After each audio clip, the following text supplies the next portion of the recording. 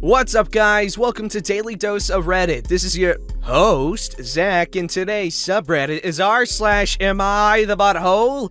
Alright, this story's called, Am I the Butthole for Proposing to My Girlfriend with a Video Game Relic instead of a ring and refusing to buy a ring after? My girlfriend and I met in a Skyrim meme page in 2014 and have been together for 6 years. Last week was our anniversary and I decided I wanted to propose. Since we met via Skyrim, I thought I would promise with the Amulet of Mara, which is the symbol that someone is ready for marriage. She doesn't really wear jewelry or anything and has never shown me a ring she likes when we've talked about marriage, so I thought it'd be sweet to have something that brought us together. I set up this whole picnic with our favorite things, and when I proposed, she looked sad and asked about a ring. I told her I thought the Amulet of Mara was sweet because we met via Skyrim. The other day, she sat me down and said she thought the amulet was very sweet and she liked it, but she wanted to go ring shopping. I told her I already bought the necklace and I didn't see a reason for a ring, since I didn't propose with one. She said she really appreciated the sweet gesture, but she really wanted the traditional ring. We got in an argument, and it's been tense the last few days. Am I the butthole? Update, we talked. I bought her a ring. Thank you for the messages and judgment.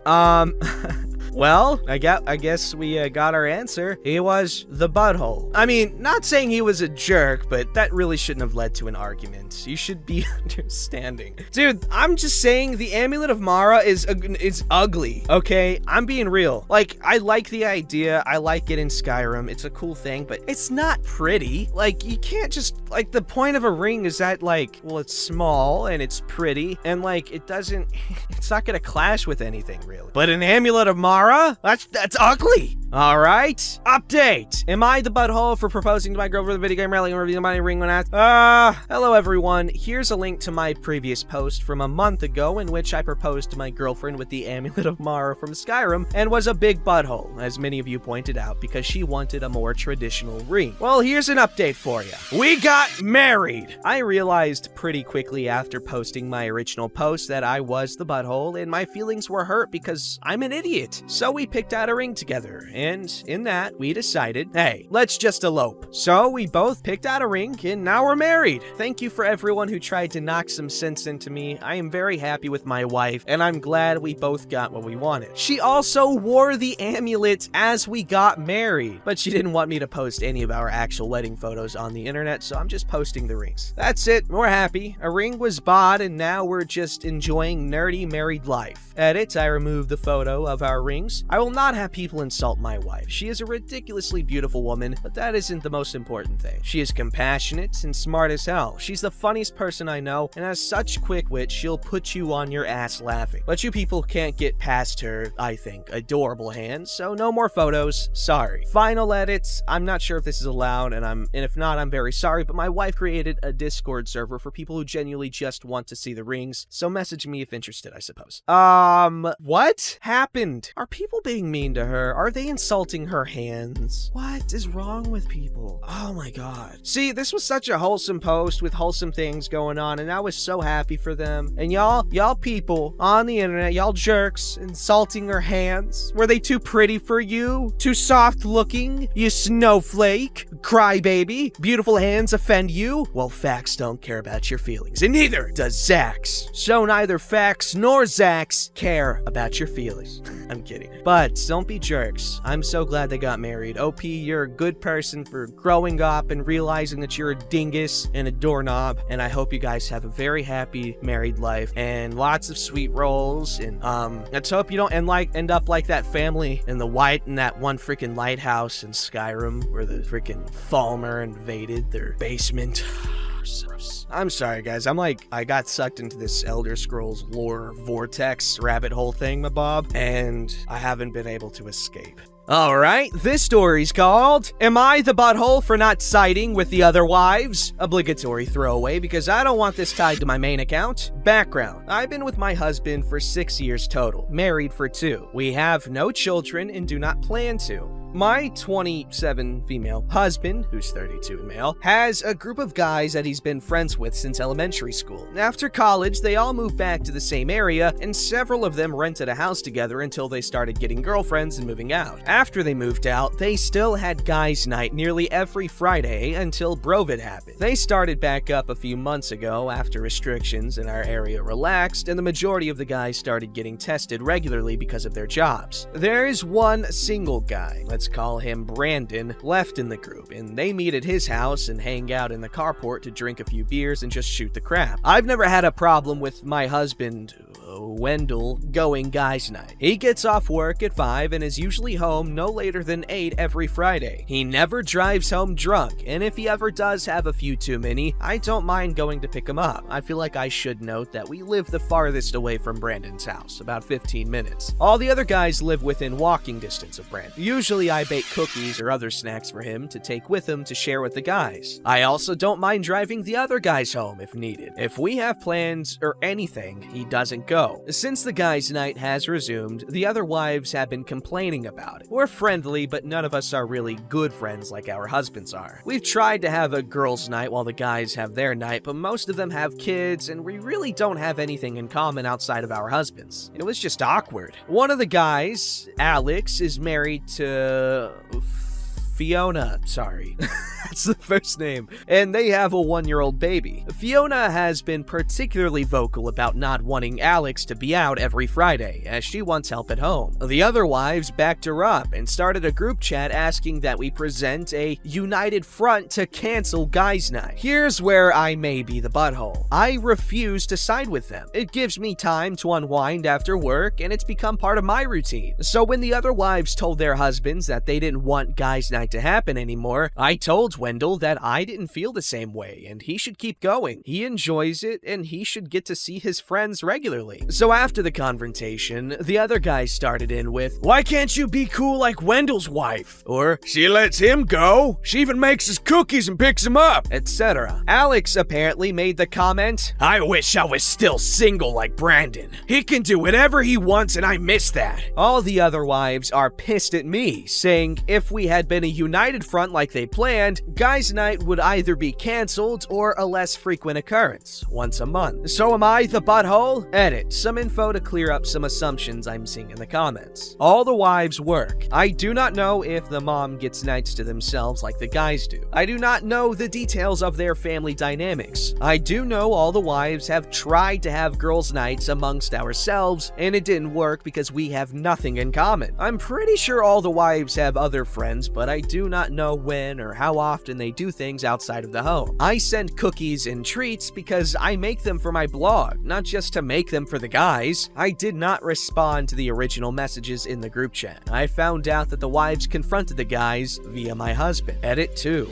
Wow! I logged back in this morning and I was completely overwhelmed. This got way more attention than I was expecting. Thank you for the awards. I've never gotten Reddit awards before. I showed this to my husband over breakfast this morning and his initial response was, "So does this mean you're Reddit famous?"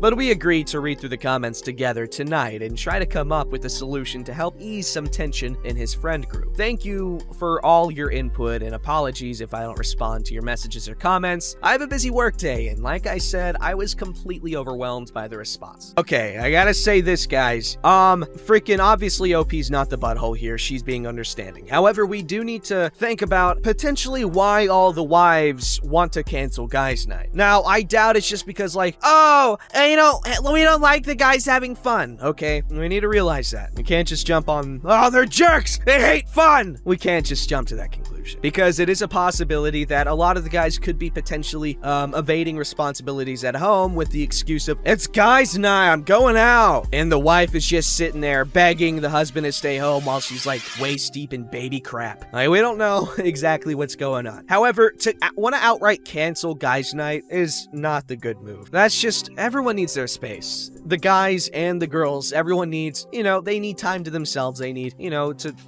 realize that, they're not just the person they are with their partner. Obviously, they do need to have a guys' night sort of thing because, they're friends. They gotta maintain a friendship. And both parties, everyone needs to understand the concept of compromise here because it seems like no one's willing to compromise.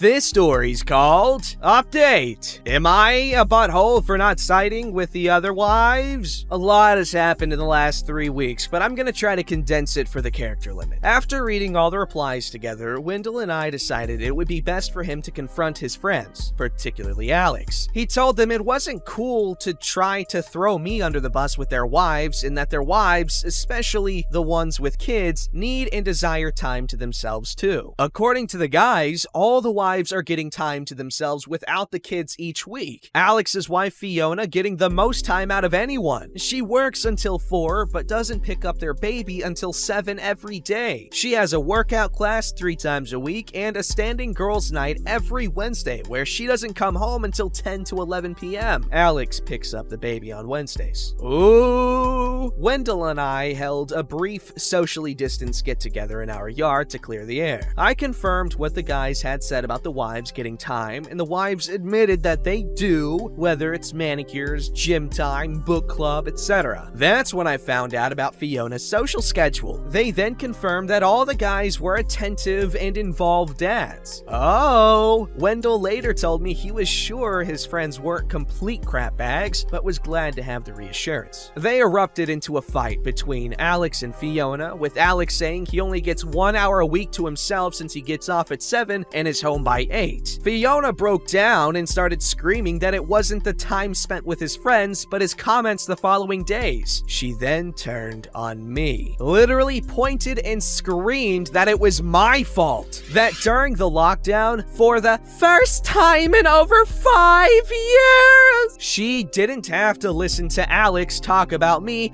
all freaking weekend. I was shell-shocked and didn't know what to say, but Wendell jumped in and told her she could not talk to me like that, and she should probably leave before she said something she couldn't take back. Fiona left and Alex stayed. Afterwards, the other wives admitted they only agreed to the ultimatum after Fiona relentlessly persuaded and pushed them into it. I have never seen this side of Fiona before, so I had no idea she could be like this. Alex has been sleeping at Brandon's house for almost 2 weeks now. He's still been picking up and spending time with the baby, but he doesn't sleep at his house. He says they're gonna try therapy, and if that doesn't work, they'll probably separate. As much as I dislike the guy, I feel bad for him. Guys' night has resumed. I still send cookies, but Wendell says he doesn't bring me up and shuts the guys down if they try to talk about me. Wow! Okay, well, I honestly did not expect that ending. Okay, so they addressed literally all my concerns with the first story. And so it's clear who the butthole is here.